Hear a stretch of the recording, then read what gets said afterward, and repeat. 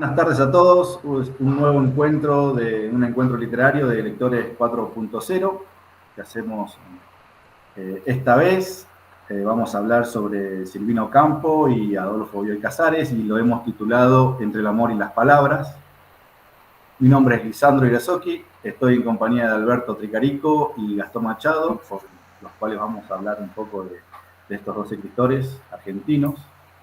Y como para ir resumiendo un poco y anticipando, como para dar un spoiler, vamos a hablar de una novela que ellos escribieron juntos, y en esa novela que escribieron juntos, que es Los que aman odian, vamos a hacer todo el universo, personajes, historia, todo lo que fue haciendo a la escritura de estos dos escritores, con sus demás cuentos, sus demás novelas, sus demás poemas. Así que vamos a ir y venir con toda la literatura de estos dos grandes de la literatura argentina. Vamos a comenzar hablando un poco de Silvina. Silvina nació el 28 de julio de 1903, proveniente de una familia con un apellido que tiene un recorrido largo, y no solamente en historia, sino que viene desde el Alto Perú. Esto lo podemos encontrar en un encuentro anterior que hicimos de Silvino Campo. Para aquellos que estuvieron y para los que no estuvieron, lo pueden ver en la página donde se anotaron, el encuentro anterior de Silvino Campo, donde hablamos también del apellido Campo, que venía desde la época del Alto Perú y fue haciendo todo un recorrido de sus tatarabuelos hasta llegar a la familia Ocampo que conocemos ahora como grandes letrados, pero primero fueron próceres de la independencia latinoamericana. Silvina, junto a sus hermanas, bueno, siguieron dejando la huella principalmente dentro de la cultura, no solamente en Buenos Aires, sino en todo el país. Seguimos hablando un poco más de Silvina, quien fue la hija más pequeña de 6 hermanas de la familia Ocampo. Su hermana mayor fue Victoria Ocampo, quien, bueno, la conocemos no solamente por ser hermana de Silvina, sino por estar en el entorno de la literatura cerca de Borges, cerca de Casares, en esa Villa Ocampo en donde se juntaban tantos letrados a charlar sobre literatura, arte, poesía. Y también es la creadora de la revista Sur, la cual se colocó en su momento, en aquellos años 30, en un lugar muy importante de la literatura, en la distribución de todo lo que fue América Latina. Bueno, Silvina no solamente se rodeó con su familia, sino que en sus primeros momentos artísticos, que no fueron dentro de la escritura, sino dentro de la pintura, decidió viajar a París. Allí comenzó a conocerse ella con el arte, con la pintura, y estudió en la Academia de Chirico, con quien hizo una gran amistad. Chirico es un gran exponente del arte metafísico del principio de 1900, y también hizo amistad con Italo Calvino, otro escritor, del cual le ha escrito prólogos de libros de Silvina. Silvina fue muy amiga de Borges, con quien también ha escrito otras cosas, y bueno, él mismo las visitaba a los Ocampo en la Villa Ocampo. Silvina tiene un momento en París donde no se encontraba tanto con este arte que conoció con la metafísica y su juventud. Entonces se vuelve para Buenos Aires. Y ahí, con todo esto que venían de haber estado lejos y encontrar su casa en donde vienen tantos escritores invitados por la hermana mayor, quien ya tenía un reconocimiento importante, empieza como a darle el gustito de la escritura. Lo tenía desde antes, pero acá lo puede llevar a la práctica. Entonces deja el pincel, agarra la pluma y se inicia al principio por la poesía. Luego continúa con una narrativa breve, con más cuentos, que por ahí conocemos más que la poesía. Y todo esto la fue posicionando en un lugar muy importante, por más que fue por ahí, como hemos visto, se fue corriendo un poco, o por ella misma, o porque empezaron a aparecer otros grandes escritores, o ya habían aparecido, como en el caso de Borges, pero de más o menos a principios del 90, mediados del 90, Silvina como que repuntó en alto y se transformó en una de las grandes escritoras argentinas. Ahora vamos a ir a un poco sobre la biografía de Bioy Casares. Adolfo nació el 15 de septiembre de 1914 en Buenos Aires. Una familia de Recoleta. Fue el único hijo de Adolfo Bioy Domecq y Marta Casares Lynch. Sus antepasados eran medio parecidos con los Ocampo, también compartían varios próceres, en este caso eran de origen mestizo guaraní, pero ellos también participaron en la época de la independencia, tienen partes de paraguayos y argentinos. Inclusive su abuelo materno, Vicente Casares, fue el fundador de la Martona, que es la primera empresa láctea en Argentina. Como la mayoría de los hijos aristocráticos que nosotros por ahí nos han ido contando, conocemos, tuvo una niñez de bastante estudio. Él era políglota, llegó a hablar francés, inglés, muy bien. Y durante su infancia tenía periodos también de escritura y lectura, en donde los iba compartiendo en casas familiares que tenían, tanto en el campo, con estancias, como en la ciudad. Hay momentos que se lee la biografía de Bioy, que por ejemplo lo mandaban a cuidar una estancia. Como Bioy entendía de economía y de matemática y le gustaba, tenía que hacer todo ese trabajito de contabilizar la vaca, el trabajo con los peones, todo lo que se rompía en el campo, lo que se gastaba en arreglarse, todo eso, pero eso por ahí lo hacía cada tanto y no le gustaba mucho.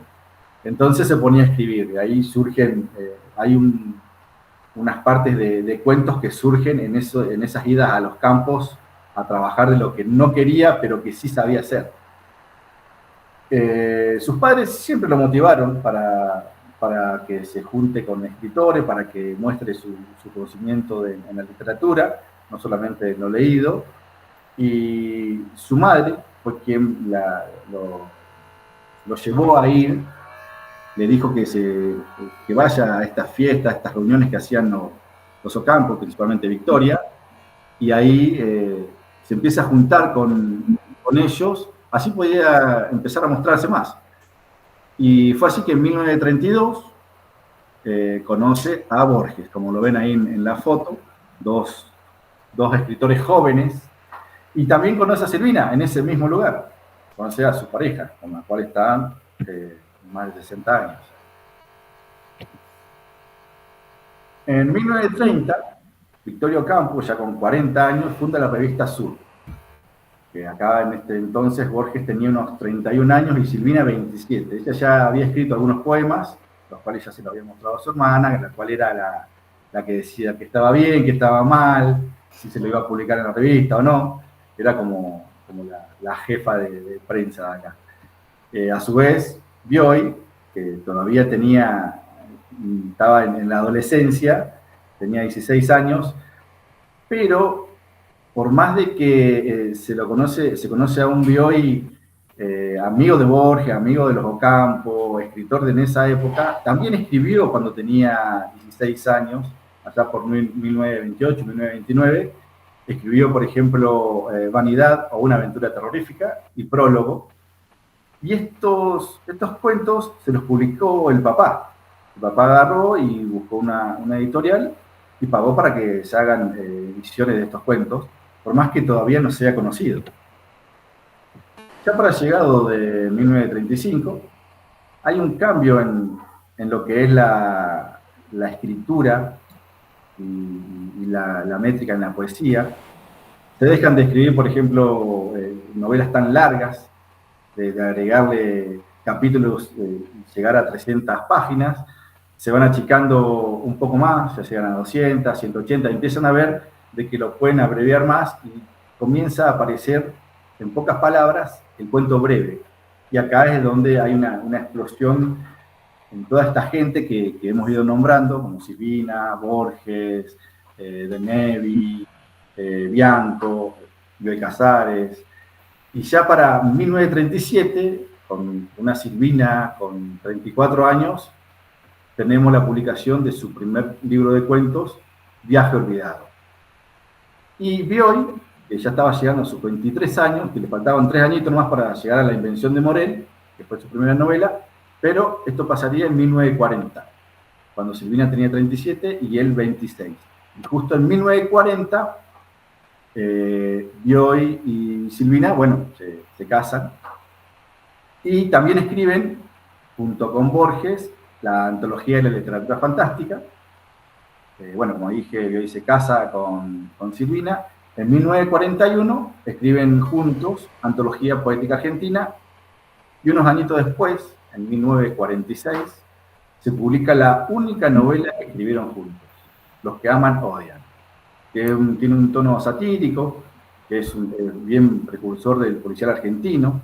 La obra fue escrita en pocos meses, se juntaron en ese año, se fueron a Villa Silvina, una casa que tenían ellos, ahí en Mar del Plata, y decidieron escribir esta obra que es la que hoy nos une en este encuentro, para desarmarla y irnos de un cuento de Bioy a un poema de Silvina, de un cuento de Silvina a una novela de Bioy, con personajes y muchísimas cosas más.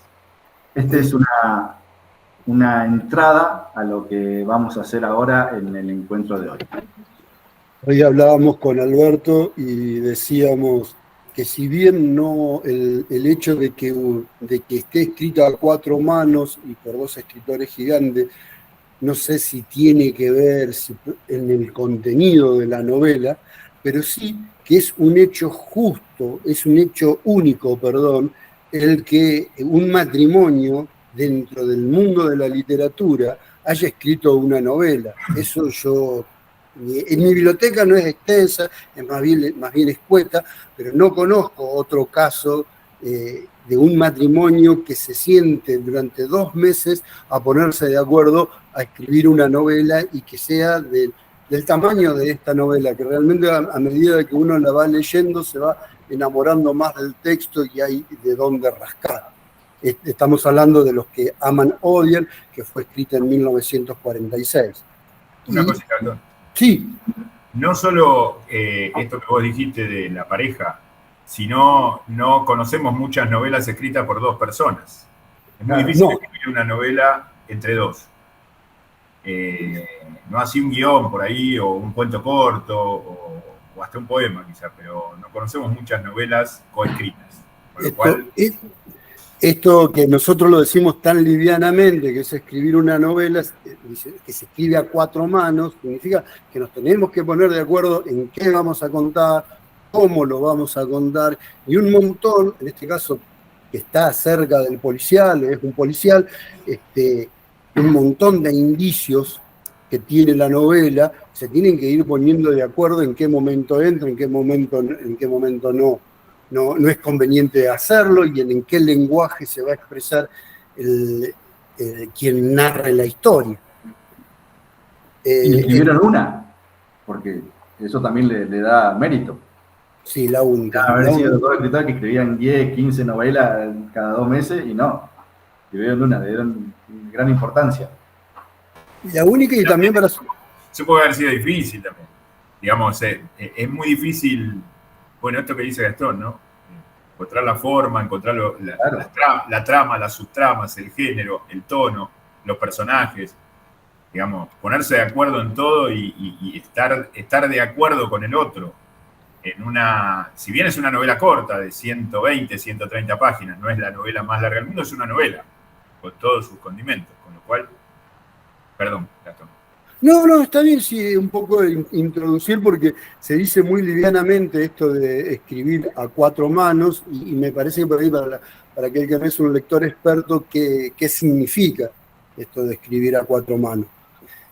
También es una novela enmarcada, que tanto nos gusta y tantas veces hemos hablado sobre las novelas enmarcadas, que significa que tenemos un relato dentro de otro relato.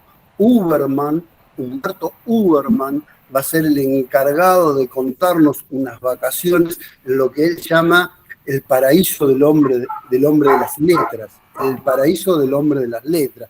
Este lugar se llama Bosque del Mar, ¿sí? Y él hace un retiro en ese lugar para poder adaptar Satiricón, una obra latina de un escritor Petronio, lo tiene que adaptar. Y durante los primeros capítulos, la novela va a tener un tono que es introspectivo, ¿sí? Ya que vamos a ver todo desde los ojos de Humberto Uberman y nos vamos a ir enterando principalmente cómo es él, pero también al lugar a donde va, este lugar, el Bosque del Mar, va al hotel de los parientes que se llama Ostende. El ricotero, frénense ahí, no tiene nada que ver con el tema del Indio Solari, por más que querramos buscarlo por un lado o por el otro, no, viene por otro lado. Este hotel Ostende, este nuevo hotel Ostende, tiene otras características, como por ejemplo, al estar en médanos, sus ventanas no se pueden levantar, ya que no se puede frenar la arena cada vez que hay una tormenta. Estas cosas nos vamos a ir enterando. Pero también nos vamos a enterar de cómo es Uberman, por ejemplo. Uberman es doctor homeópata, es escritor, es guionista, está manejado por la gula, en general la gula lo domina, y sobreestima su propia inteligencia. Otra de las características que tiene Uberman es su lenguaje, su forma de expresarse. Él, por ejemplo, para decir que tiene hambre, dice, mi apetito era plenamente satisfactorio. O para decir que es médico, dice, pertenezco, debo confesarlo, a la cofradía de Hipócrates. O sea, todo el tiempo su lenguaje hace una exhibición constante de erudición, ¿sí? Simula el refinamiento y simula la distinción. Como les dije, era guionista y por lo tanto no escribe mal y nos deja una descripción del lugar en donde está cuando sale a pasear el primer día, que les quiero leer para que tengamos una noción de cómo nos describe este lugar en donde está emplazado el Hotel Ostende, el nuevo Hotel Ostende. El edificio, blanco y moderno, me pareció pintorescamente enclavado en la arena, como un buque en el mar o un oasis en el desierto. La falta de árboles estaba compensada por unas manchas verdes caprichosamente distribuidas, dientes de león, que parecían avanzar como un reptil múltiple, y rumorosas estacas de tamarisco. Hacia el fondo del paisaje había 2 o 3 casas y alguna choza. Él hace en este momento una descripción encantadora del lugar, ¿sí? A él le parece pintoresco ese hotel, esa estructura, está enclavada en la arena, le parece que es como un buque, esta sensación que solemos tener cuando vemos un barco, esa sensación de libertad. Es en este paseo que va a conocer al resto de los personajes que van a estar en la trama. Entre ellos, los principales personajes son las hermanas Gutiérrez, por un lado Emilia y por el otro Mary, o Mari, depende, Mary Gutiérrez. Mary es traductora de novelas policiales, y acá, en esta escena en la playa, en este pasaje en la playa, Mary se proclama como una niña con alas. ¿Sí? Él se encuentra con un grupo que está de visita también en Bosque del Mar, en el cual está Mary y está Emilia, pero también está el novio de Mary, que se llama Enrique Alud, pero durante la novela va a ser llamado como Atuel, un personaje que tiene doble identidad, ¿sí? Es de rasgo amuletado, pelo negro, lacio, ojos vivos, nariz aguileña. Así es como lo describe. Y también va a ser policía, va a ser un investigador que tiene determinada fama o cierta fama en algunos círculos. También en este grupo va a estar Miguel, que es el sobrino de Andrea, o la dueña del Ostende de Andrea y de Esteban, son primos de Humberto Uberman, son primos lejanos y son los dueños del hotel. Y Andrea hace una descripción muy interesante que la voy a hacer más adelante. Acá la tengo. Dice, la describe así Andrea. Dice, Andrea tiene, abro comillas, un interminable resentimiento que se manifiesta en una laboriosa y agresiva amabilidad. Fíjense la forma de descripción que le da a Andrea. Agresiva amabilidad. Están armando ahí los autores una simetría, como una contraposición, ¿sí? Es agresiva y al mismo tiempo es amable. Lo mismo pasa, fíjense, con el título. Los que aman, odian. Todo el tiempo en la novela se va jugando este tipo de juegos simétricos. Por ejemplo, como podemos ver, esto que se llama bosque del mar, ¿sí? En realidad no existe el bosque, por la descripción que nos acaba de hacer Humberto Uberman, ese bosque no existe. Vamos a un bosque que no está. El protagonista va de vacaciones a un lugar en el cual en la realidad no existe, es un lugar más de fantasía.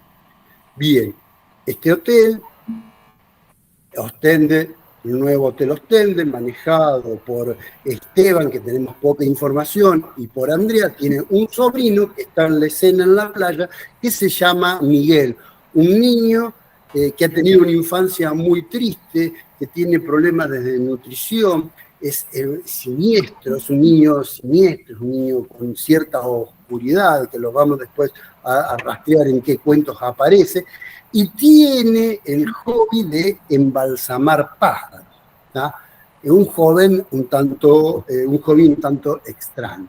Y Miguel es el único que se le ríe a Humberto Uberman sobre su supuesta inteligencia. Es el único que tiene la capacidad, Miguel, para poderse reír de su supuesta inteligencia, de esa distinción que tiene, que quiere hacer creer que tiene Humberto.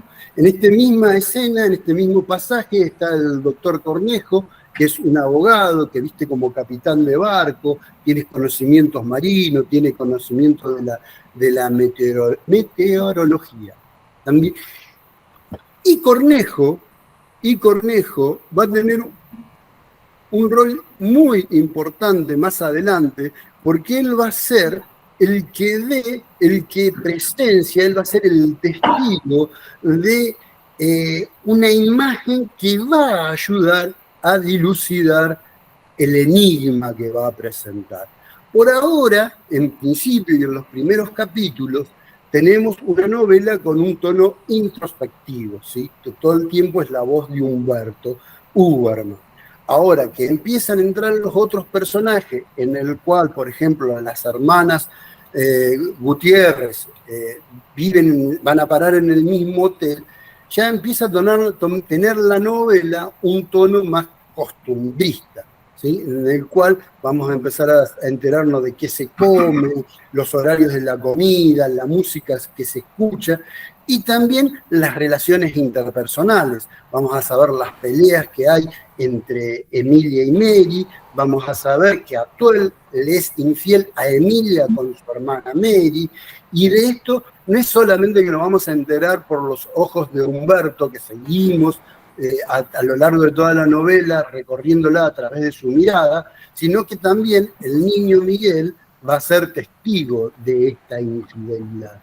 Y en el medio de este clima de costumbrista empieza una tormenta de arena que impide y justifica por qué las ventanas del hotel están clavadas, ¿sí? O sea, aquella imagen que en un principio le parecía pintoresca, este hotel enclavado como un buque en el medio de un mar de arena, ahora se vuelve una imagen más agobiante, una situación más angustiante, porque ahora significa encierro, significa aislamiento. Y en el medio de este contexto y de esta tensión aparece el primer cadáver de la novela, que es la muerte de Mary. Y acá pasamos de un tono introspectivo a uno costumbrista, y del costumbrista vamos a entrar de lleno al policial, ¿sí? Porque ahora tenemos un caso, tenemos una muerte, y la pregunta que viene inmediatamente es, ¿esto es suicidio o asesinato? Y también va a entrar en el personaje, entre los personajes va a entrar el comisario Audrey, ¿sí? Que el comisario Audrey lo describe así: era un hombre alto, rubicundo, con la piel tostada por el sol y con una perpetua expresión de asombro en los ojos celestes.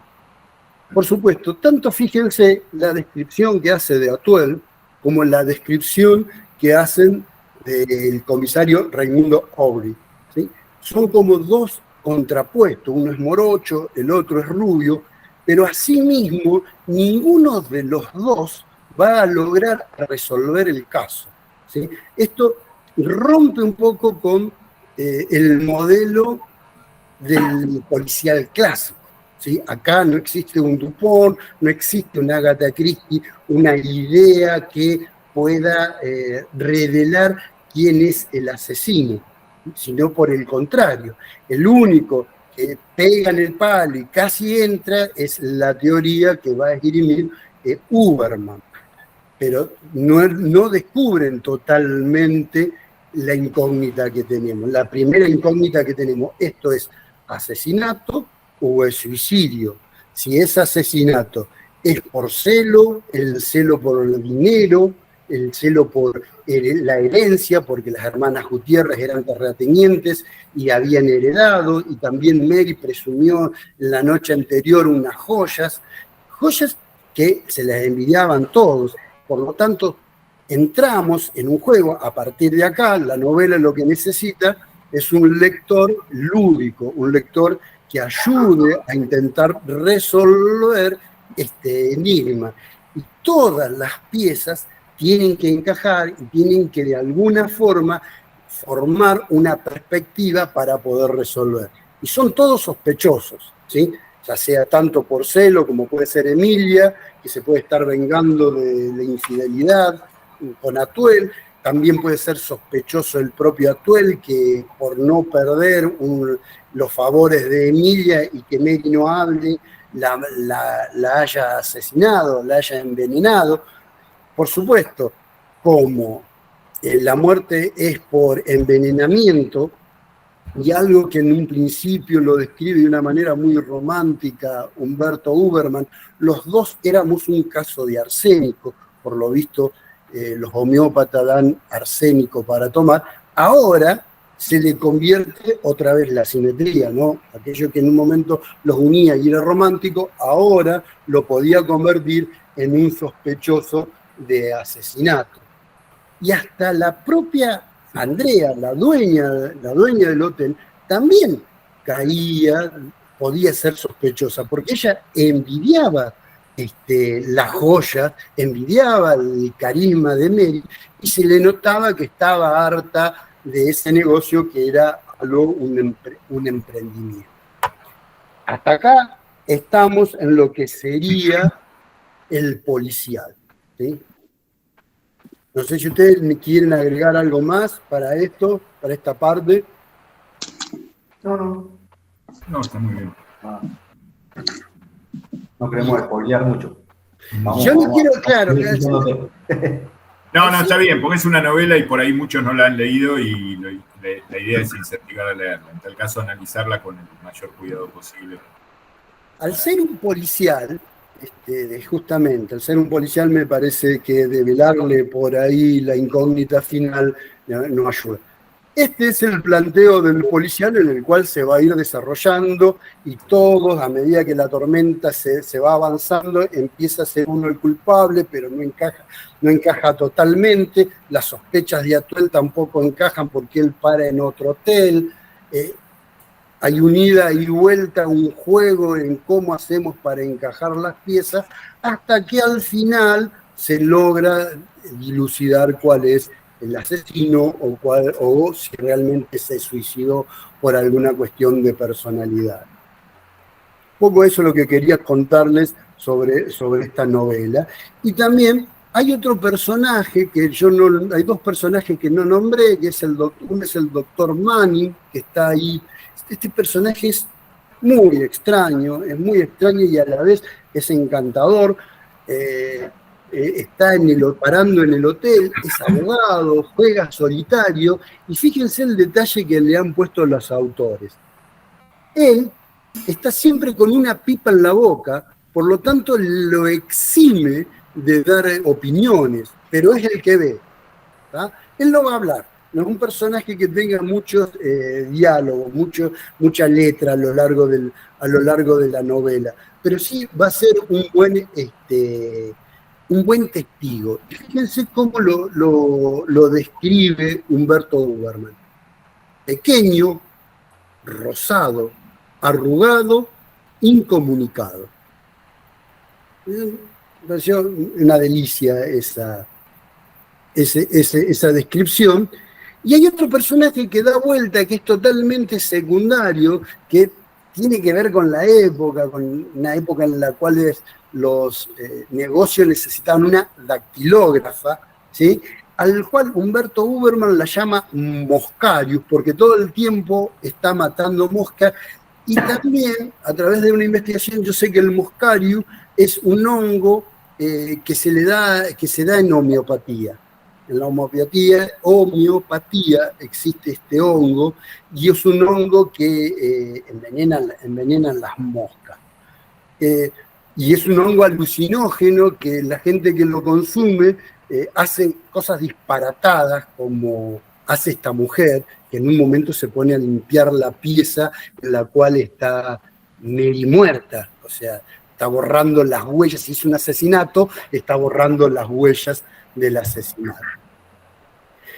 ¿Esta novela en qué escenario se desarrolla? Bueno, dijimos, en la playa de Bosque del Mar, esta simetría, un bosque que todavía no está, ¿sí? No existe el bosque, vamos al Bosque del Mar, pero ese bosque forma parte de la fantasía. El Hotel Nuevo Ostende, emplazado en el medio del Arenal y con las ventanas bajas y con las ventanas clavadas, del cual los pisos inferiores ya están bajo la arena, pisos inferiores que le sirven de habitación a Miguel.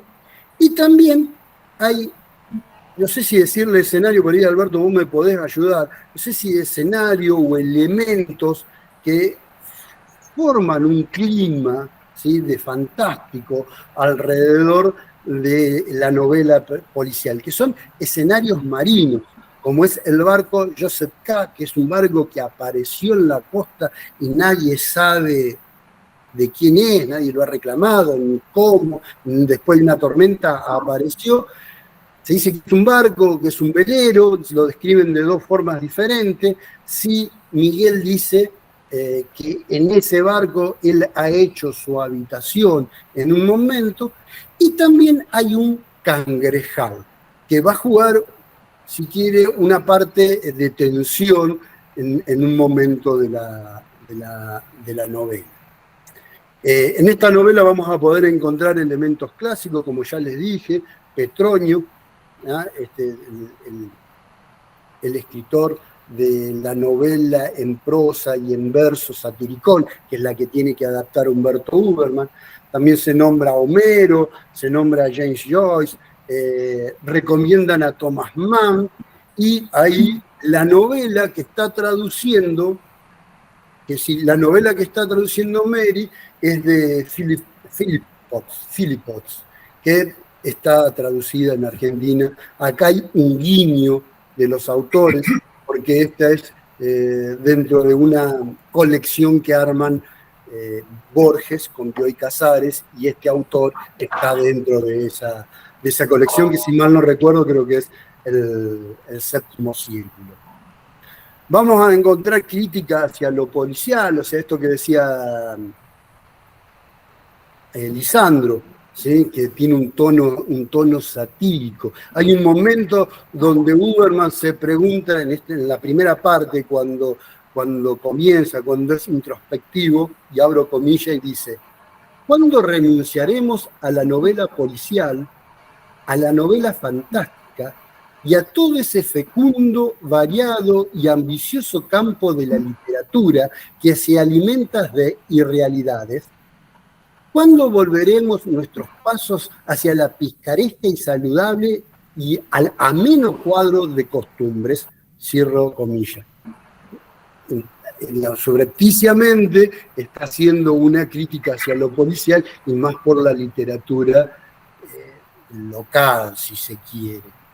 Que hay también un diálogo ahí entre el personaje y los autores. Vamos. O, digamos, como una oposición. Claramente, Silvina y Bioy escribieron policiales y fantásticos y defienden esa literatura y defienden esa, entre comillas, irrealidad. Y entre todas las citas literarias que vos hiciste, sumo al Joseph K., porque Joseph K. es Joseph Conrad, aunque se escribe con C, que es un escritor inglés de principio del siglo XX de viajes, de barcos, de alta mar.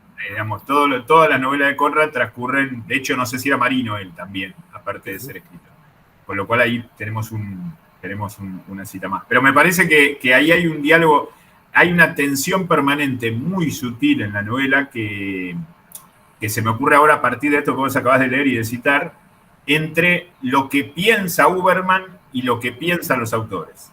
Es muy difícil de traducir, porque en general las novelas, los cuentos, las narraciones en general, tienden a dar el punto de vista del autor o el punto de vista de los autores. Y acá hay una deliberada oposición, por lo menos en esa instancia. Y sobre todo el cierre que hace Huberman al final, sin spoiler nada, de por qué escribió y por qué dejó testimonio de esto, como si fuera, digamos, no es por el mismo motivo que Silvina publicaba sus cuentos o Bioy publicaba sus novelas, claramente. No te quería... Te No, estaba un poco... Otra cosita que por ahí quería decir con esto de cuándo volveremos, dice, a la parte costumbrista, teniendo en cuenta que ellos, Silvina, Bioy, Borges, Victoria, estaban dentro de lo que era esta escritura de lo fantástico, lo policial, y antes de que surgiera todo este cambio, había otra clase otro tipo de escritura, que eran aquellos que escribían sobre el costumbrismo, que estaban separados entre los de Boedo y los de Florida, en aquellos años 20, 1930, y aparecieron los Borges, los Ocampo a armar toda la literatura fantástica, y como que se corrió un poco esto del costumbrismo, de lo social, de la crónica. Y acá, en esta novela que se escribe en el 46, ¿cuándo volveremos a aquel momento? Él también lo dice medio en forma de chiste, porque ellos no vuelven nunca a ese momento. Nunca estuvieron, inclusive. No les interesa. Es lo que el personaje quiere, porque el personaje está preocupado por su baño, por su entrada, él está acostumbrado por sus costumbres, él brega por sus costumbres, por su momento de tranquilidad, por sus lobulitos, no por la aventura. Se tropieza con la aventura. De hecho, es bastante cobardón, digamos. Sí. Tiene un matiz cobarde. El primer párrafo de la novela, contado en primera persona, dice, ¿se lo puedo leer? Sí, por favor. Se disuelven en mi boca insípidamente, reconfortante, los últimos glóbulos de arsénico. A mi izquierda, en la mesa de trabajo, tengo un ejemplar en hermoso Bodoni del Satiricón de Cayo Petrón. A mi derecha, la fragante bandeja de té, con sus delicadas porcelanas y sus frascos nutritivos. diríase que las páginas del libro están gastadas por lecturas innumerables. El té es de China, las tostadas son quebradizas y tenues, la miel es de abeja, que me han librado flores de acacias, de favoritas y de lilas. Así, en este limitado paraíso, empezaré a escribir la historia del asesinato de Bosque del Mar.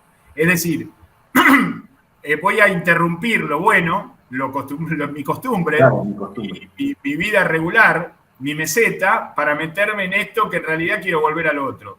Y todo el tiempo en la novela hay una serie de recurrencias en donde él se frustra porque no puede volver a su lectura de Petronio, o porque no puede comer las tostadas, o porque no puede tomar el caldo, o porque no se puede dar el baño de asiento, o porque... Bueno, y claramente la novela misma como narración apela a la aventura, digamos. La fantasía le gana a la costumbre.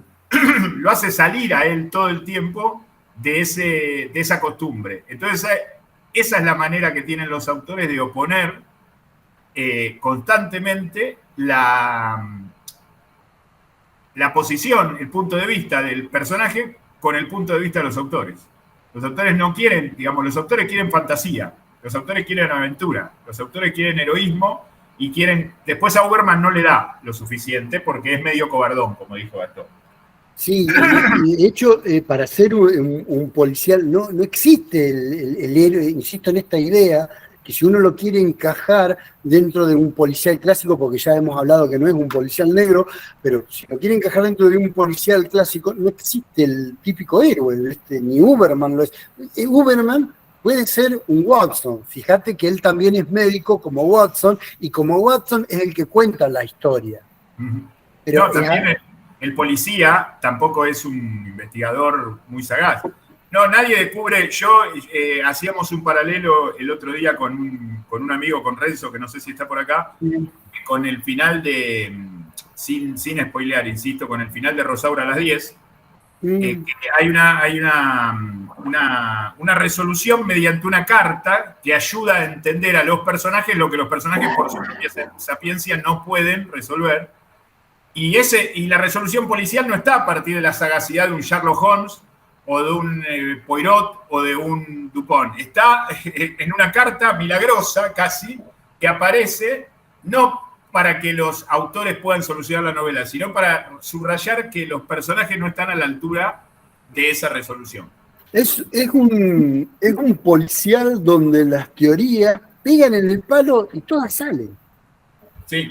Ninguna teoría le emboca. Culpan a la hermana, culpan a todo, él va así, en zigzag, va los personajes se suponen que están cubriendo al verdadero culpable que no es, entonces cometen errores producto de tratar de salvar al que supuestamente fue, pero que no fue. Bueno, hay algo, si lo tengo, hay algo hermoso, hay una definición que es sobre la delincuencia. Dice que la delincuencia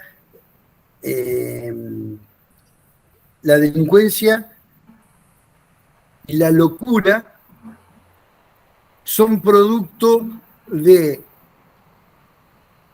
la simplificación, bueno, pero forma parte de esto. Ahora lo voy a buscar. Ahora lo voy a buscar bien, pero forma parte de esto que vos decías sobre lo policial. Y también ahí entró Renzo, ahí escribe Renzo. También está esto de Bosque del Mar, ¿no? ¿Cuál es la teoría clásica o la forma clásica que tienen los policiales de distraerte? ¿Sí? De hacerte pasar un elefante por el medio de, vamos a poner un lugar que conocemos todos, que es Plaza de Mayo. En el medio de una manada de elefantes, ¿no? ¿Cómo disimulamos determinado árbol? En el medio del bosque. Y un poco, ¿cómo hacemos para distraer a este lector lúdico que necesita la novela? Bueno, te pongo que todos son sospechosos. Que todos sean sospechosos. Y también ahí hay un juego con el título, esto del árbol y el bosque. Sí. Bueno, busca eso y yo sigo. Así, está muy bien lo que está escribiendo Renzo, ahora voy a hacer referencia. Con respecto a esto que todos son sospechosos, se me vino a la cabeza y después me voy a olvidar si no lo digo ahora, una película de Carlos Hugo Christensen del cine argentino clásico de 1948, 2 años después de esta, que se llama La muerte camina en la lluvia, en donde estamos en un lugar cerrado, ocurre un crimen, después ocurre otro crimen y los sospechosos son los que están ahí, digamos, ¿no? Es diferente la resolución, es diferente los culpables, es diferente todo, pero esta idea del encierro, porque en definitiva hay una cosa que de alguna manera enuncia Renzo ahí en el chat y que me gustaría encarar, vos lo esbozaste, Gastón, que es el tema de lo fantástico. La novela no es un típico policial como estamos acostumbrados, justamente porque tiene un desplazamiento hacia lo fantástico. Es decir, lo que le ocurre al narrador costumbrista, al narrador que no quiere salir de sus costumbres, es que no puede dominar una situación que está corrida de tono, que está desplazada, que está como fuera de lugar, digamos. No se puede comer a la hora que hay que comer, no están las tostadas cuando tiene que estar, no está el baño donde tiene que estar. Hay una muerte, después aparece una sospecha, después es suicidio, después no es suicidio. Es decir, hay todo el tiempo un corrimiento que por supuesto se expresa mejor que, bueno, el cangrejal, el bosque que no es tal, el bosque del mar que no existe, las vacaciones tranquilas que va a pasar que no terminan siendo tranquilas. La niña alada, que no es una niña alada, pero es... Totalmente. Pero fundamentalmente el niño Miguel, ¿no? Que es un personaje que está totalmente desplazado. Es decir, no solamente que está desplazado porque es medio loquito, porque tiene costumbres raras, sino que está geográficamente desplazado, vive en un sótano, los padres, digamos, tuvo una infancia muy infeliz, está a cargo de su tía que mucha bolilla no le da. Y es muy interesante cómo esta oposición que hablábamos entre la postura de los narradores, mejor dicho, la postura de los autores con respecto a este narrador que es Huberman, se expresa a partir de esos elementos fantásticos y el policial se desarma como tal en esta cuestión fantástica. Y él está todo el tiempo tratando de subirse, Huberman, a ese rol de detective que como vos habías descrito cómo él anunciaba las cosas. Bueno, yo leí este primer fragmento y él cree cómo él se incluye dentro del grupo de los médicos. Bueno, él cree que tiene una capacidad extra, que tiene una habilidad especial que no tiene, aunque es el que más cerca la tiene de todos, como que de alguna manera, como que él siente que se tiene que hacer cargo de todas las cuestiones, como de alguna manera de Mari desde el principio. Aquella responsabilidad que sobrecae en las personas que sobreestiman su inteligencia. Si no resuelvo esto yo, ¿quién lo va a hacer? Claro, exactamente. El tipo tiene ese tono de soberbia que la novela lo deja casi en ridículo por momentos. Es decir, como cuando buscan la joya, ahí queda en ridículo. Claro. Él, como literato, considera que lo lógico es que si te mencionan en una novela, para no hacer spoiler, una caja fuerte, en esa caja fuerte va a estar el arma homicida o lo que acuse al asesino, digamos, lo que inculpe al asesino, y sigue esa teoría y es ridícula porque en la realidad eso no pasa. Claro. Y en cuanto a eso, dice que los crímenes complicados son propios de la literatura. Dice que la realidad es más pobre para justificarse, ¿no? Ese error que cometió. Claro, bueno, ahí me parece que en esa dicotomía que en definitiva, por una cuestión de fe literaria de mi parte, pero también por lo que han escrito a lo largo de su vida Bioy Casares y Silvina y tantos escritores, está la disyuntiva o la verdadera oposición entre ¿qué es lo verdadero, digamos? ¿Qué es la vida? ¿Qué es la vida? ¿Los libros o ciertas costumbres o ciertas tostadas o cierto té chino? ¿Qué es la vida? Me parece que hay una... la vida es mi hábito cotidiano de levantarme una hora, cepillarme los dientes y tomar un café con leche. ¿Eso es la vida?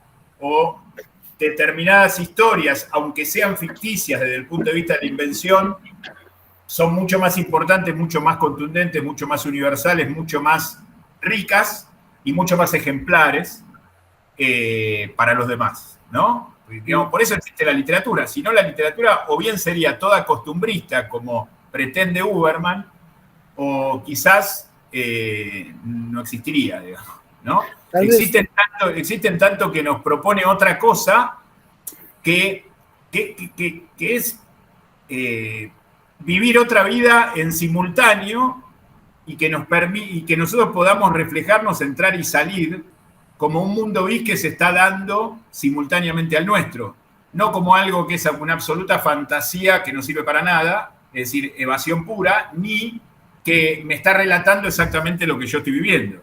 Digamos, hay como un término medio, y ese término medio es la literatura, por lo menos desde mi punto de vista. Y ese término, y ejemplarmente, Bioy Casares y Silvino Campo. Y Huberman como que descree de esa cuestión. Más allá de que, como bien dice Renzo, termina ocupando el rol vacante del detective, de alguna manera, porque es como el que tiene más iniciativa, es el que avanza, el que arriesga, el que pega en el palo y casi entra. Es como que hay mucha pasividad alrededor, pero no deja de ser una interrupción a su costumbre, a sus costumbres que él pretendería no participar. Él fue a pasar unas vacaciones tranquilas a la casa de una prima lejana, a un hotel donde se hospeda regularmente para descansar en la playa, suponemos en algún balneario de la provincia de Buenos Aires, fantástico, pero balneario al fin, más allá del barco raro, más allá de los cangrejales, más allá del bosque, que no es bosque. Pero bueno, aparece esta cosa desplazada. Hay una cosa que yo quería leerles muy cortita, que son 3-4 renglones de cómo empieza el capítulo 19, ya avanzada la novela y avanzado el policial y avanzada la investigación, que de golpe el punto de vista queda medio en suspenso, porque no está contado en primera persona, o no está contado directamente en primera persona como venía y como sigue en el párrafo siguiente. Con lo cual acá hay como una disyuntiva que no sabemos si está hablando Huberman o está hablando Bioy Casares y Silvino Campo de Huberman. Sí, hasta pareciera que cambia la voz, ¿no? Que ya es más en primera persona. Sí, porque venía diciendo yo apoyé la mano, tomé esto, agarré todo esto, y el capítulo 19 empieza así. El sueño es nuestra cotidiana práctica de locura. En el momento de enloquecer diremos, este mundo me es familiar, lo he visitado en casi todas las noches de mi vida. Por eso, cuando creemos soñar y estamos despiertos, sentimos un vértigo en la razón. Más allá de que es un párrafo extraordinario, que creo que ni en 7 vidas yo pudiera concebir, y que cada vez que lo leo me emociona, es un poco el espíritu de esta contradicción y este choque que hay entre la visión del autor y la visión del personaje en primera persona de la novela, y es un párrafo que aparece sin la identidad directa porque sigue el párrafo siguiente. Yo oía en un piano el vals olvidado de Liszt. Es decir, ahí es Huberman, claramente. Pero antes, en la introducción, digamos, en el párrafo introductorio del capítulo, hay como un puesta a punto de lo fantástico, o cómo relacionamos, más allá que tiene que ver, ¿no?, con la novela, el tema del sueño, el tema del dormir, el tema, bueno, de la muerte y una serie de cosas más, y el término y el tema de la locura también. Hay como una reflexión que no está determinada de quién es el que la dice. Y eso me parece muy interesante. Yo avanzo cualquier cosa y interrúmpame, sí. o Gastón. Vamos. Una de las cosas que nos proponíamos con este encuentro, y creo que a partir, era centrarnos en la novela y que la novela nos ayude a hacer un pequeño recorrido de la vida de ambos escritores como escritores. No de su vida matrimonial, de su vida personal, de su vida, sino de cómo cada uno desarrolló su obra, corta obra previa a la novela en común y larga obra posterior a la novela. Uh-huh. Y hay un montón de elementos que vamos a encontrar, sobre todo en los cuentos, pero también en las novelas de Bioy, en muchos cuentos que están de alguna manera en la novela. Esta cuestión, el personaje de Uberman lo vamos a encontrar en muchos cuentos de Bioy Casares. La aventura de salirse de la ciudad para ir a un lugar costero en donde hacer otra vida y escaparse del mundanal ruido para hacer salir de la costumbre. Familiar, claro, salir. Esto lo vamos a ver en Bioy constantemente. Los engaños amorosos o los engaños que el personaje se hace o se hace consigo mismo. Las ideas descabelladas. Las ideas descabelladas. El término descabellado es un término muy de Bioy. Claro, hay un cuento donde él se enamora o tiene un enamoramiento con una mujer más joven y él se justifica.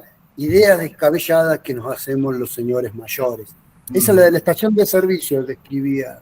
La obra se llama. La obra. En la obra describía esa actitud del personaje de esa manera. Bueno, después El lugar cerrado, que lo vamos a ver en un montón de cuentos de Bioy. Y hago hincapié a un punto ahí porque El lugar cerrado, junto con otros elementos, lo vamos a ver también en la literatura de Silvina, que no es una literatura policial en general, excepto algún cuento con algún enigma, porque en general la mayor parte de la obra de Silvina, excepto la poética, su obra narrativa tiene más que ver con el cuento corto, con el cuento más melodramático fantástico, podríamos decir. Inclusive en un punto es más fantástica que Bioy, o apunta más a lo fantástico o a lo deliberadamente extraño, que es el tema de la niñez, digamos. El personaje de Miguel es un personaje que lo vamos a ver en la obra de Silvina con un montón de variantes, en La soga, en El vestido de terciopelo, en Viaje olvidado. Cuando Lisandro hablaba de Viaje olvidado, voy a hacer una pequeña digresión porque también me voy a olvidar si no lo hago ahora y se me vino a la cabeza. Viaje olvidado es la primera novela, la primer libro de cuentos de Silvina, que se llama Viaje olvidado, B.O., ¿no? Que son las iniciales de su hermana, que era su mentora y que era la dueña del mundo literario y artístico de toda esta generación hacia 1937, cuando sale publicada la novela. Y la hermana le pide escribir el prólogo de esa novela, escribir el prólogo, sí. Y les recomiendo que lean ese prólogo y lo encuentran. No lo tengo a mano, lo podemos mandar, qué sé yo, si lo conseguimos. En el prólogo, Victoria intenta promover la lectura de la novela tiene una doble lectura el prólogo. Promover la lectura de la novela hacia el lector, o sea, decirle al lector qué buena escritora es mi hermana menor, y por otro lado la destroza. Hermana menor. Por otro lado le dice, dedicate a otra cosa, volvé al dibujo, porque esto es para mayores, no es para vos. Es tremendo.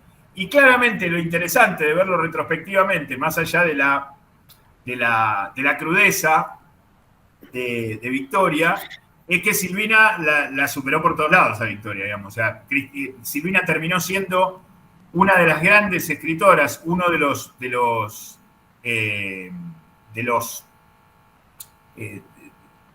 yo creo que de los 3, 4, 5 mejores escritores de nuestro país a lo largo de todos de nuestros 200 años de Argentina, Silvina.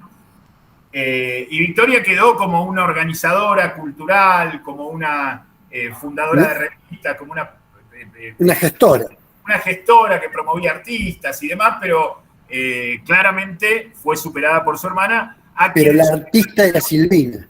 La artista era Silvina, sin duda. Silvina, que siempre dudó, y su hermana y su familia y el ser la hermana menor debe haber influido mucho en sentirse menos, en sentirse chiquita. Bueno, de hecho, hay otra cosa más. Viaje Olvidado, el libro de 1937, el primer libro de cuentos, el primer libro que publica Silvina en su vida, como lo dijo Lisandro al principio, tiene un cuento que se llama Viaje Olvidado, que se lo recomiendo, que es una hermana menor que envidia a su hermana mayor porque su hermana mayor la vio nacer a ella y ella no vio nacer a su hermana mayor. Ahí está. Carne de diván. Sí, ahí es. Pero así, o sea, ese es el problema, ese es el conflicto. Es una cosa de una niña muy chiquita que tiene, bueno, si movemos un poco la cosa y la acomodamos en un policial y lo metemos en el bosque del mar, esa niña puede ser el niño Miguel, ¿cómo era? Fernández, el apellido de Miguel, ¿no? Sí, Fernández, Miguel Fernández. Miguel Fernández. Con lo cual, como el niño de la soga, esa soga que se transforma en serpiente, como el niño de, bueno, como los niños, vestido de terciopelo, niños enanos de la raza inextinguible, como claro. Ulises, como, estoy nombrando cuentos de Silvina, ¿no? Como el vestido de terciopelo. El vestido de terciopelo. Bueno, nos vamos a encontrar constantemente con eso. Y después hay otra idea que es muy interesante. El vástago también. Y en el vástago es más el niño siendo en su inocencia y ese polimórfico que es el niño, es más manejado por la perversidad de los adultos. Pero es solamente el niño, es acá sí quedaba claro que en la soga no, o en el mismo Miguel, más allá de su pasado triste, no se sabe por qué viene esa oscuridad en el personaje, pero en el vástago queda claro que es una víctima de los adultos. Sí, a ver, en los cuentos más fantásticos y más delirantes, donde interviene la niñez o la niñez cruel o la niñez problemática, en los cuentos de Silvina, ¿no? Me refiero, a veces deja claro que viene por culpa de los adultos, a veces por permisividad de los adultos, y a veces no dice nada, no explica por qué. Pero claramente nosotros podemos entender como adultos, leyendo, porque no son cuentos infantiles, al menos la mayoría de los que ha escrito, que tienen alguna responsabilidad de los adultos, o que el mundo adulto moderno, actual, o digamos de la segunda mitad del siglo XX, que es donde escribió básicamente la mayoría de sus cuentos Silvina, es un mundo cruel que produce niños como niños crueles. Con niños crueles. Mundo cruel. Que de alguna manera es lo que tienen, digamos, la niñez también. Eso lo veíamos, lo experimentamos en el colegio. O sea, el niño es impune también. El niño tiene como cierta posibilidad de, no porque no vaya preso, que de hecho no va preso, ya es una pequeña impunidad, sino que tiene como, y bueno, es un chico, y bueno, pobre, y bueno, digamos, hay licencias que se le da que Silvina las explota de una manera extraordinaria, como potenciándolas a niveles delirantes, inclusive fantásticos, irreales, sobrenaturales. Hay todo un componente sobrenatural, aún en el personaje de Miguel en esta novela, en donde se va al mar, manda una carta, quiere tener relaciones con Mari, quiere pertenecer al mundo adulto, diseca animales, como es, hace... ¿cómo es el? Taxidermia con los animales, es decir, roba en la farmacia, es decir, tiene actitudes que en el resto porque es interesante también ver esto lo hablamos entre los tres preparando el encuentro tiempo atrás, es interesante ver cómo mucho de lo que en esta novela tienen ambos escritores, o proponen ambos escritores, después cada uno, al menos una parte de esa novela o varias partes de esta novela, se lo llevaron a sus cuentos y lo reflejaron en sus cuentos. Cavar un foso de Bioy Casares, por ejemplo, esta pareja que se va y le va mal, ponen un hotel en la costa, le va mal, entonces terminan asesinando a una vieja llena de plata, qué sé yo. Todos los cuentos de Silvina relacionados con la niñez, que son muchos, sí, son decenas. Todo lo que aparece como costumbrista y está del inicio desplazado y termina en lo fantástico delirante, en Silvina, el vestido de terciopelo, más allá de algunos comentarios y algunas risas del personaje del niño / niña, que no sabemos bien,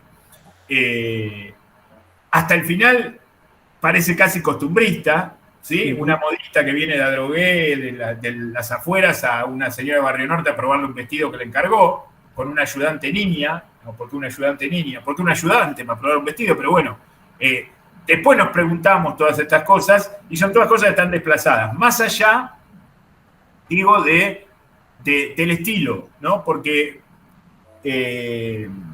este párrafo que leí hace un ratito, algunas de las descripciones que leyó Gastón, el comienzo de la novela, que leí también, y cualquier fragmento de la novela que puedan leer, marca una familiaridad de estilo que es casi indistinta a lo que escribieron ambos después. Por eso también la propuesta de este encuentro era esto que dije hace un rato, verlos cómo eran una pareja de escritores. Hay una anécdota de la que también hablamos mucho entre nosotros preparando el encuentro, que Bioy Casares no publicaba una línea si no se la corregía Silvina, ¿no? Más allá de la relación personal, matrimonial y demás, la confianza literaria, la confianza artística de Silvina, que Bioy lamentó, porque Bioy la sobrevivió a Silvina 6 años, y los últimos 6 años de su vida Bioy publicó dubitativamente porque no la tenía Silvina para corregir. Es decir,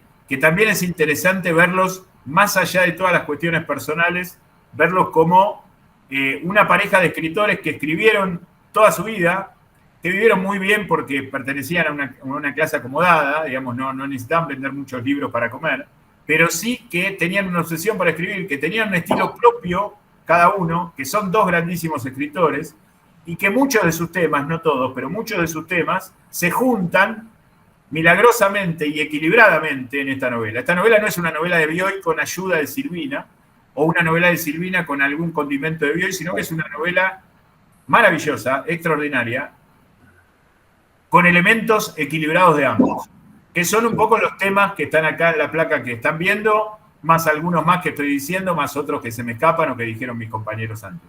Quiero leer el chat porque Renzo Acosta está escribiendo como loco y no quiero desautorizarlo. Es una persona muy inteligente que hay que leer. Podemos convenir en que si algo ha fallado, ya venían Miguel, el mundo y esos adultos que lo rodean durante... Bien, sí, obviamente que ya venía algo fallado y que ese contexto no lo ayudó. De hecho, terminó de alguna manera yéndose o eligiendo adultamente irse, ¿no? Mientras los demás se quedaron, él se fue. No obstante, me gusta pensar que de ese hotel que se hunde en la arena, quizá la arena de un inmenso reloj, el tiempo que se agota y que inevitablemente arrastra con cualquier niñez. Miguel consigue escapar. Está bueno esto también, muy interesante. Sí, bueno. Se dan cuenta que el falso barco se hunde y sabe irse a tiempo justamente en otro barco. Acá hace referencia a Odiseo, a Ulises de la Odisea. Sí, y ahí viene lo de James Joyce también, ¿no? El Ulises de James Joyce. También. Inclusive al final, el último comentario de Renzo es: esto que hace Miguel es lo contrario, de alguna manera, a lo que hace Uberman, que se cree Odiseo, pero que en realidad no se termina hundiendo en ese lugar. De alguna manera se termina como quedando en ese lugar. Como que el que puede escapar, estoy tratando de interpretar y de traducir y de conseguir compartir también las ideas de Renzo que metió acá en el chat. Después, antes había comentado algo Rosana que yo le comenté con respecto al horrible prólogo de Victoria en el libro de Silvina, que evidentemente ella lo leyó, me parece muy bien, buenísimo. Si lo tenés a mano como para compartirlo acá, pasalo, yo lo tengo que buscar, no lo tengo en digital. No, tengo que buscarlo. Y bueno, no sé si hay algún comentario más. Si alguien quiere, yo voy a seguir, tengo algunas cosas para decir, pero si alguien quiere opinar, levantar la mano o directamente abrir el micrófono y hablar o escribir en el chat. Está abierto esto para seguir la conversación. Lo mismo vos, Gastón, dale. Mientras escriben o levantan la mano, esto de la niñez que se da en Silvina, fundamentalmente, creo que Silvina fue una de las que más jugo le sacó a la apertura o a la inclusión de la psicología o del psicoanálisis en la literatura en el siglo XX. Creo que ese es el rasgo fundamental que ella toma, más allá de la niñez en sí. ¿Por qué la niñez? Como esto que decía Renzo, tal vez venía ya fallado o son cuestiones que los adultos le transmitimos a la niñez. Esa cuestión psicológica me parece que es una de las autoras que más jugo le ha sacado. Sí, digamos, no sabemos, no conocemos, por lo menos, a ver, estoy pensando. En ningún cuento, creo, por lo menos de los que yo recuerdo, puede haber una excepción, no sabemos qué es de la vida adulta de esos niños disparatados, es decir, como para legitimar semejante afirmación con respecto a lo que vos decís el psicoanálisis. Pero sí es cierto que le da una importancia a la niñez, aún en la fantasía, aún en el delirio, aún en lo desplazado, que es asombrosa. Es decir, los malos son los niños, los que descubren el mundo son los niños, los que solucionan los problemas son los niños, los que aman, odian, son los niños, porque bien, digamos, el título le cabe más a Miguel que a Uberman, el título de la novela, por ejemplo, ¿no? Después en cada uno de los cuentos de Silvina, sobre todo en aquellos que relatan historias de niños, no me acuerdo ahora si era Ulises, bueno, el cuento sí, ahí son los niños. En el que la niña lo acompaña al niño a una bruja. A Ulises. Lo acompaña a Ulises a una bruja, porque la bruja lo va a hacer joven, porque tiene cara de viejo. Y él se quiere rejuvenecer, quiere tener cara de niño, obviamente, como todo niño. Y tiene cara de viejo. Y cuando la bruja logra eso, él se gasta todos sus ahorros para que la bruja con sus poses mágicas y no sé qué cosa más, y pociones mágicas, mejor dicho, logra eso. Ella, la niña, la protagonista, la narradora, Silvina, niña, extraña al Ulises viejo. Extraña al niño con cara de adulto, con actitudes de adulto, porque no le engañó a sus tías, que eran totalmente perversas. El mundo en el que vive Ulises era un mundo totalmente sobrenatural, extraño, desplazado y perverso. Era la fantasía. Claro, engaña eso digamos, tiene una actitud de adulto, quiere ser normal dentro del mundo de los adultos. Y ella, que lo acompaña y que lo alienta y todo, después necesita al Ulises anormal, claro, al Ulises de fantasía. Volvemos a Uberman. Necesitamos salir de esa costumbre para ir a la fantasía. Necesitamos salir de la realidad o de la realidad corriente o de lo común o de lo esperado para ir a eso extraordinario. Lo que tenía de extraordinario Ulises es que parecía viejo, que todos se burlaban de él. Por eso ella lo quería. Por eso la niña lo quería. Porque todos se burlaban de él porque era viejo y porque era susceptible a la risa, justamente. Y eso es lo que, en esa dimensión, estamos hablando de un cuento de 2 páginas, porque los cuentos de Silvina van de 1 a 4 o 5 páginas, hay algunos un poco más largos, La expiación o algún cuento, pero no son cuentos largos en general. Es muy interesante cómo se trata a la niñez como el centro del universo, por lo menos en los cuentos donde están los niños, ¿no? Hay algunos que no. Sí, está muy bien dividida entre el adulto y la niñez en los cuentos. Inclusive, como hemos hablado de La Soga, llega un momento en que el chico le está dando esta vida a la soga y los grandes no lo pueden ver a eso. Los grandes ven una soga, inclusive le dicen, deja de molestar con la soga. Y lo mismo pasa en El vestido de terciopelo, donde la niña ve este dragón y los demás no. Y lo mismo pasa también con la novela, que todo, el niño desaparece en sí y todos los demás se hacen una película y no tienen en cuenta al niño. A la verdadera Mari la ve Miguel. Claro. Los demás ven parcialidades, ven lo que quieren ver.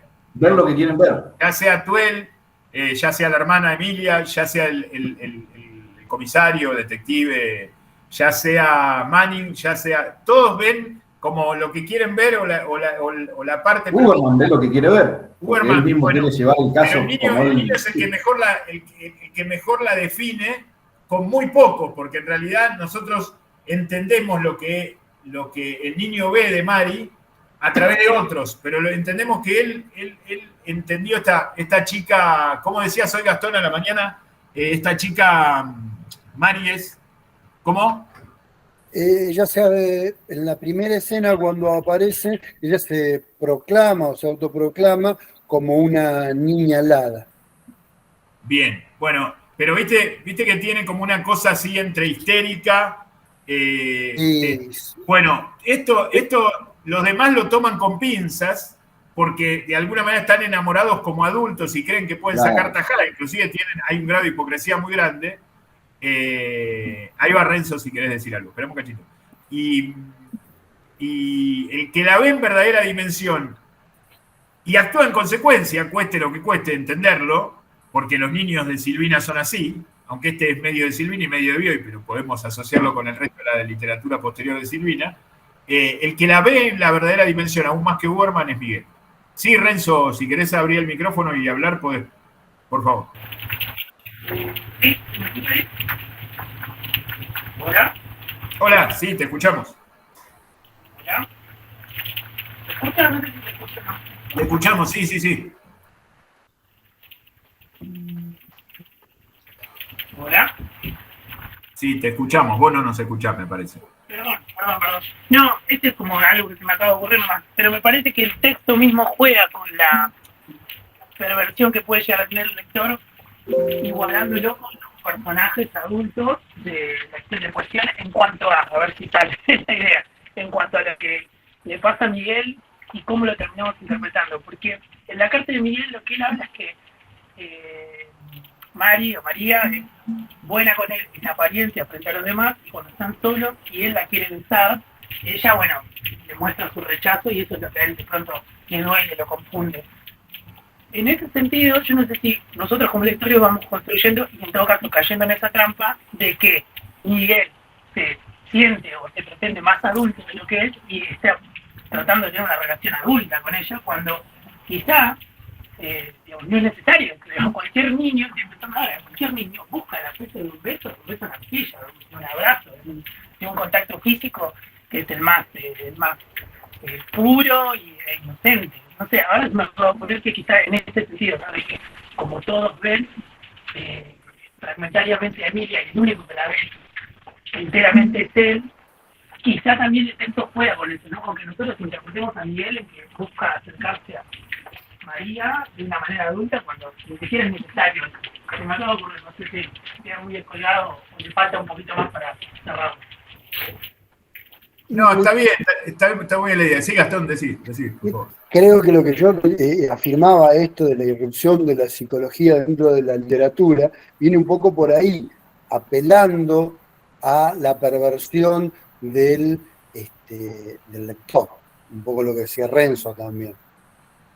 Claro, no, está claro que en los cuentos de Silvina, en los de Bioy de otra manera, ¿no? Sin la niñez perversa tan declarada, pero en ambos, y sobre todo en esta novela, que es el eje de nuestra charla, no es engaño, pero sí es ponernos a prueba, interpelarnos. Es decir, ponernos en el lugar de la comodidad de Uberman y sacarnos de ella, ponernos en el lugar del niño y sacarnos de ella. Bueno, como toda buena obra de arte, nos interpela, nos incomoda y nos plantea otro mundo, digamos. Otro mundo en el sentido espacial, otro mundo, otra realidad paralela que nosotros tenemos que asumir con todo el riesgo del caso, digamos. O sea, con el riesgo que lo asume Miguel, con el riesgo que lo asume Natuel, con el riesgo que lo asume Mari, y sobre todo en este caso con el riesgo que lo asume Uberman. Es decir, nosotros somos, porque hay un maltrato hacia Miguel que está como velado en la novela, pero que es tremendo. Entonces él crece a su manera, creció a su manera. Podemos imaginarnos el pasado de él, desde los 4 años hasta los 10, 11, 12, 13 que tiene, o 14, no sé. Esos últimos 10 años de su vida o esos últimos 8 años de su vida han sido terribles. Ni siquiera tiene una niñez en cual reflejarse, en la cual decir, bueno, los niños hacen esto y por lo tanto yo también puedo hacer esto. No hay niños en el cual él se pueda reflejar en Bosque del Mar. No, ni tampoco hay niños, ni tampoco hay padres para dedicarse a los niños. Es decir, la ausencia de padre que él sufre, de padre, de madre, de alguna manera los demás personajes no se ocupan ni siquiera de serlos de manera sustituta. Como que lo maltratan, y como bien dice Renzo, él no es que se revela necesariamente, o sí en un punto. Él trata de buscar una caricia, de buscar un mimo, de buscar un juego, de buscar una integración, digamos, ya que me mandaron al baúl de los recuerdos, que me mandaron a la taxidermia, que me mandaron al cangrejal o que me mandaron al bote de la playa. Bueno, cuando comemos, cuando charlamos, cuando investigamos una muerte, escúchenme, digamos, soy uno más. Ya que busca subir. Ahora trátenme como adultos. Hay una cosa de los niños, esto es casi una obviedad por la forma de escribir y por lo que es la literatura en sí. Digamos, los niños de la obra de Silvina son niños escritos por un adulto. Digamos. Está claro que Silvina lo escribió de adulto eso. Y se pone en el lugar del niño. Entonces, de alguna manera, este niño es como una expresión de esos niños que van a aparecer después, no que solamente que reclama su lugar de adulto, sino que reclama aquello que los adultos deberían darle y no le dan. Y eso me parece muy fuerte. Yo me siento, yo la tercera vez que leí la novela fue para la preparación de este encuentro, después de muchos años que no la leía, y me encontré con eso, con esa cosa desposeída, con esa cosa desplazada, abandonada, escondida casi, digamos, como alguien que pone a alguien abajo de la alfombra, de parte de este chico, que probablemente no sea solo culpa de la tía, tal vez la mayor responsable, sino del mundo adulto que lo ha depositado en ese lugar y lo que él está reclamando, que es un poco lo que decía Renzo en algunos cosas atrás, digamos, eso fantástico, ese policial, uno cierra la puerta y entra por la ventana, ¿no? Lo fantástico termina entrando por la ventana, lo fantástico aparece, irrumpe, sobre todo en las narraciones de Bioy y de Silvina. Bueno, estos sentimientos de este niño, este reclamo de este niño, esta cosa, las consecuencias de aquel abandono, terminan entrando por la ventana, terminan entrando por lo peor, terminan manifestándose de la manera más horrorosa, que es en definitiva lo que sucede en la novela. Creo que ya spoileamos demasiado. Si alguien estaba muy atento al encuentro literario. Bueno, pero los que se han quedado hasta este momento se lo merecen. Se merecen que uno sea un poco más claro. Bueno, Renzo debe haber leído la novela. Sí, Renzo creo que habló sobre la carta, así que fue el que abrió el fuego hablando sobre la carta, que aparte, ya que estamos, no tiene nada de niño.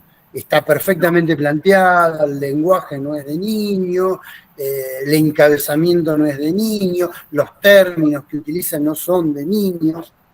Sí, totalmente.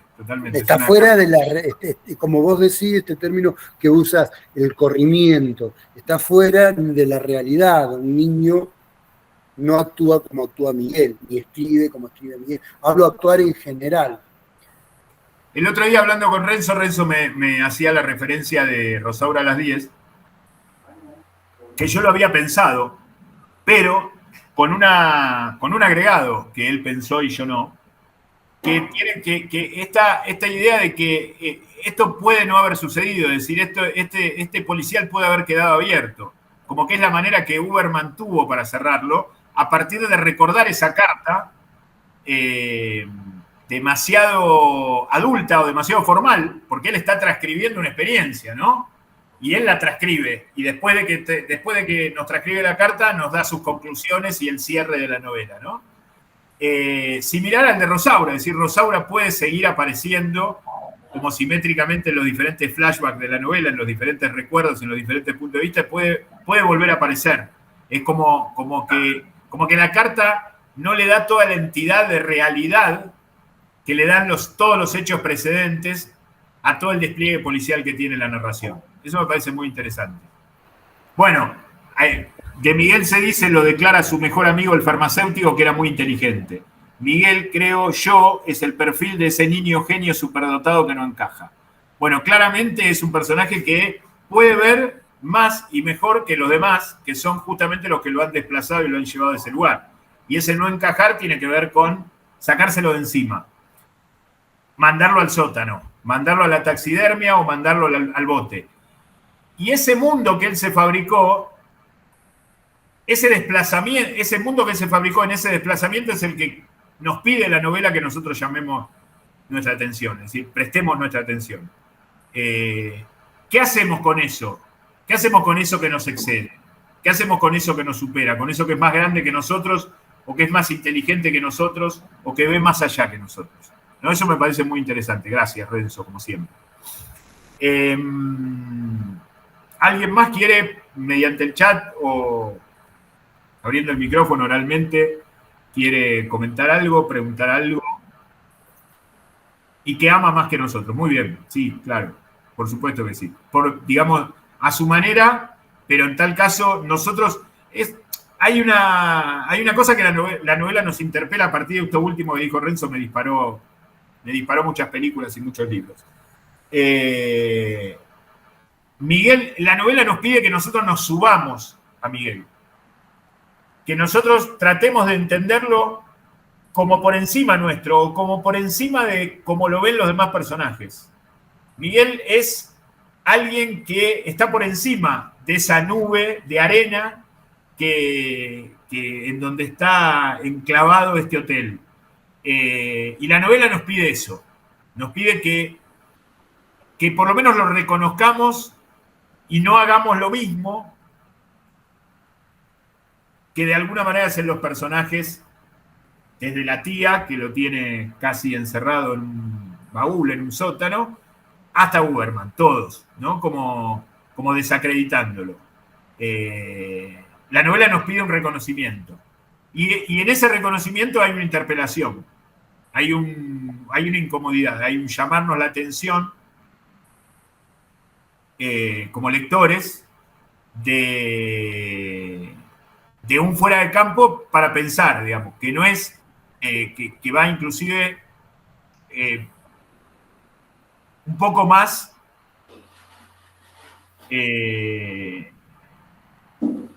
allá de lo que se está contando, porque inclusive no hay nada declarado, es decir, es un personaje muy descrito con pinceladas, que aparece, que desaparece, que finalmente desaparece, y tenemos que integrarlo, tenemos que juntar los pedazos, darle entidad y valorarlo como tal, a diferencia de cómo hacen los personajes. Eso me parece que es una de las cosas que nos demanda la novela y me parece una de las cosas más maravillosas que nos demanda la novela. Y creo, esto ya reconozco que es aventurado, creo que sufre una transformación a través del tiempo. A medida que como seres humanos nosotros vamos transformando la niñez y las nociones de niñez, me parece que los personajes de Silvina, los personajes niños, van sufriendo también esa transformación. Me parece que no es el mismo efecto que producía leer esta novela en 1960, antes de los derechos de los niños, a leerla a las luces del siglo XXI, donde las niñeces, ya no hablamos del niño, sino que se hablan de las niñeces. Me parece que eso también habla de una literatura universal, más allá de el niño particular. Está bueno eso, está bueno. Sí, me parece, digamos, hay determinadas cosas, no sé en este caso esta novela, Gastón, pero me parece que hay determinadas cosas que ya no se pueden escribir con respecto a determinados temas.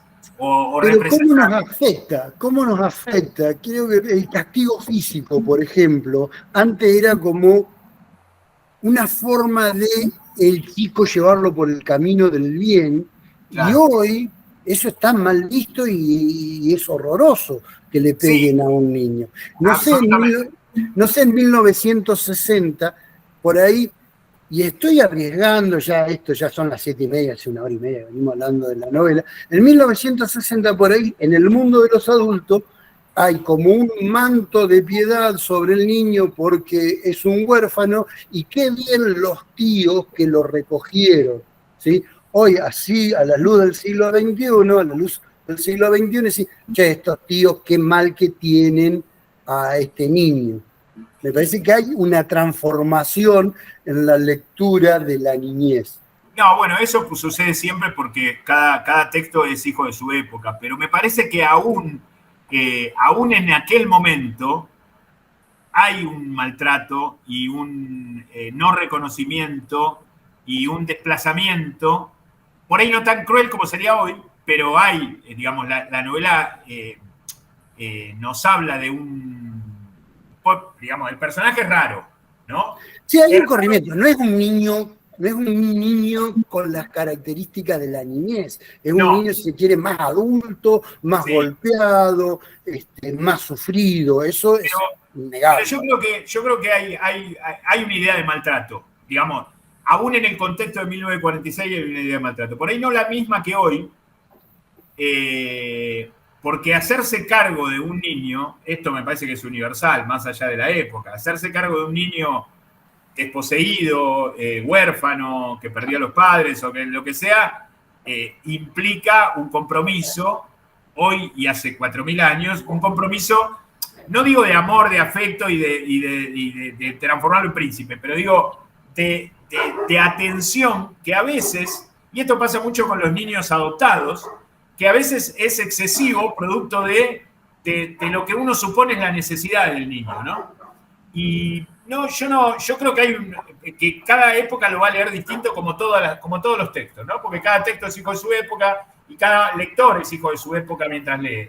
Pero me parece que hay un destrato claro en la intención de Silvina y de Bioy en la novela, ya en 1946.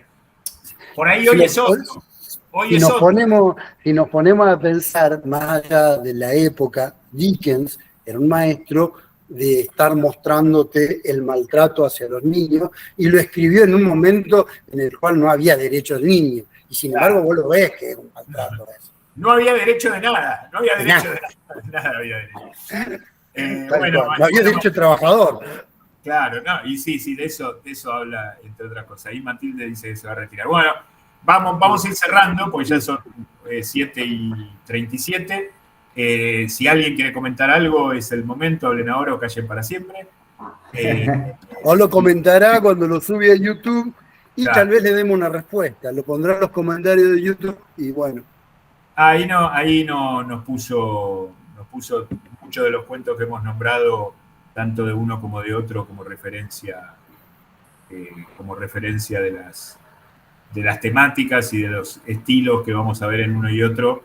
Todos cuentos, personajes, estilos, temáticas. Todos cuentos escritos posteriormente Ahí hay dos cuentos de Silvina, digo, hago esta salvedad porque es un error de tipeo. Ulises y el vestido de terciopelo, que es 1959, no 99.